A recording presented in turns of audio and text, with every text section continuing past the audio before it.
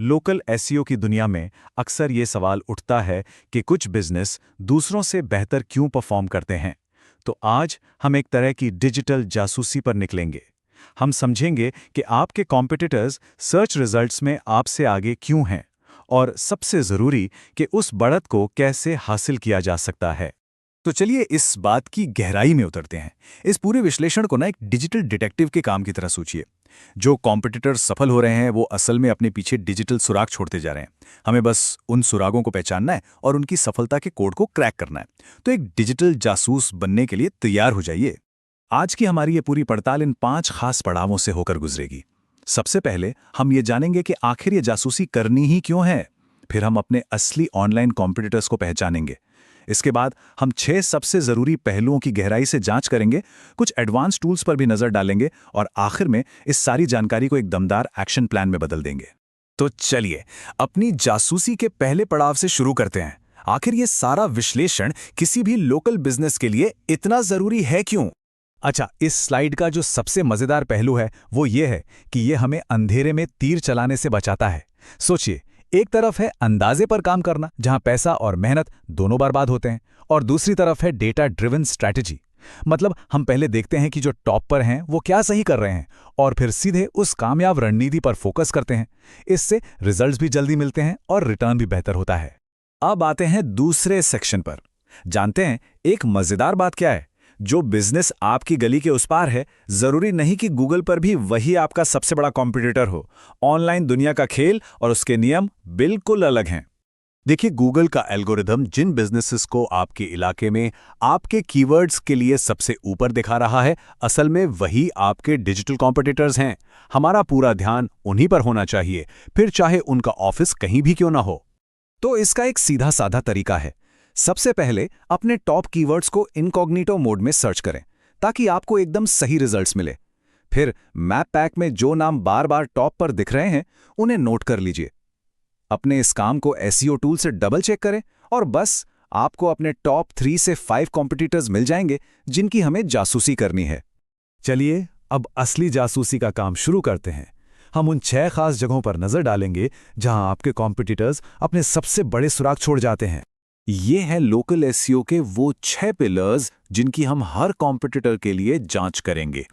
हम उनके Google business profile से शुरू करके उनके रिव्यूज, ऑनलाइन डायरेक्टरीज में उनकी जानकारी जिसे साइटेशंस कहते हैं, उनके कीवर्ड्स, बैकलिंक्स और उनकी वेबसाइट के कंटेंट तक हर चीज को बारीकी से परखेंगे। गूगल बिजनेस प्रोफाइल में ही एक बहुत बड़ा सुराग छिपा है और वो है सेकेंडरी कैटेगरीज। अपनी मेन कैटेगरी के अलावा आप 9 और कैटेगरीज डाल सकते हैं। जैसे एक प्लम्बर के लिए वाटर हीटर इंस्टॉलेशन एक सेकेंडरी कैटेगरी हो सकती है। जो बिजनेस इन कैटेगरीज का सही इस्तेमाल करते हैं उनकी रैंकिंग अक्सर बेहतर होती है। देखिए, रिव्यू सिर्फ स्टार रेटिंग्स नहीं होते, वो कस्टमर्स की भाषा, उनकी ज़रूरतों और उनकी भावनाओं का खजाना है। ये समझने का सबसे अच्छा तरीका है कि कस्टमर्स असल में क्या चाहते हैं और वो आपकी सर्विस के बारे में कैसे बात करते हैं। और देखिए, कस्टमर के फीडबैक से आप सीधे ऐसे कीमती कीवर्ड्स निकाल सकते हैं जो कोई कीवर्ड टूल शायद कभी ना बताएं। ये वो शब्द हैं, वो भाषा है जो असली ग्राहक इस्तेमाल करते हैं।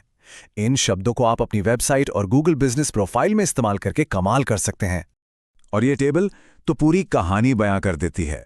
एक सीधी सी तुलना तुरंत बड़े अंतर को सामने ले आती है। यहां साफ दिख रहा है कि कॉम्पिटिटर के पास 4 गुना ज्यादा रिव्यूज हैं, जो गूगल के लिए एक बहुत मजबूत ट्रस्ट सिग्नल है। और उनकी 98% एनएपी कंसिस्टेंसी का मतलब है कि उनका नाम, पता और फोन नंबर ऑनलाइन हर जगह एक जैसा है, जिससे गूगल को कोई कंफ्यूजन नहीं होता। अच्छा, अब जब हमने ये बुनियादी सुराग इकट्ठे कर लिए हैं, तो चलिए कुछ एडवांस्ड जासूसी टूल्स का इस्तेमाल करते हैं और पूरी तस्वीर को और भी ज्यादा करीब से देखते हैं। जियोग्रिड टूल को आप अपनी लोकल रैंकिंग का एक सैटेलाइट मैप समझ सकते हैं। ये आपको बताता है कि आपके बिजनेस के ठीक पास आपकी रैंकिंग क्या है और जैसे जैसे दूरी बढ़ती है, रैंकिंग कैसे बदलती है। इससे पता चलता है कि आप कहाँ मजबूत हैं और कहाँ कमजोर। आपने भी गौर किया होगा, जब आप घर से कॉफी शॉप सर्च करते हैं तो रिजल्ट कुछ और होते हैं, और जब ऑफिस से करते हैं तो कुछ और।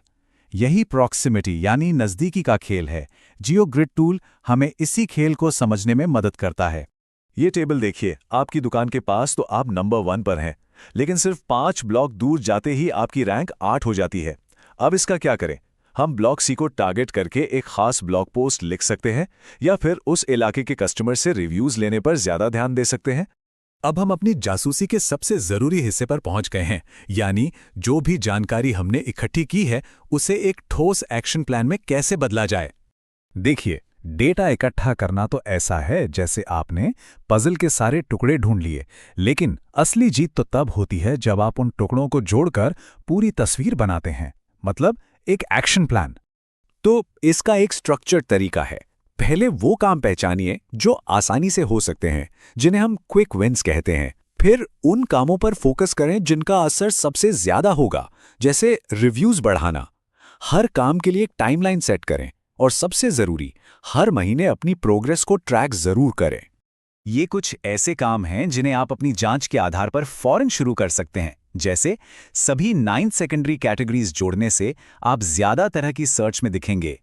हर रिव्यू का कीवर्ड के साथ जवाब देने से गूगल को आपके बिजनेस के बारे में और जानकारी मिलती है। ये छोटे छोटे कदम मिलकर बड़े नतीजे ला सकते हैं।